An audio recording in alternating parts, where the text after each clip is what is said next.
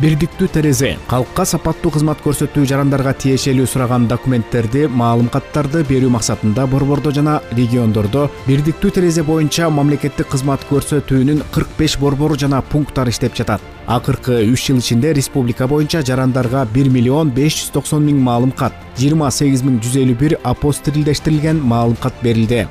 Министрлер кабинетинин токтомуна ылайык, Ички иштер министрлигинин Баткен облусундагы бирдиктүү терезе жарандарга 35 миң маалымкат жана башка документтер акысыз берилди. 3 жыл аралыгында бирдиктүү терезе жана УНА мекемеси аркылуу республикалык бюджетке 3 миллиардка жакын каражат кириштөөгө жетиштик.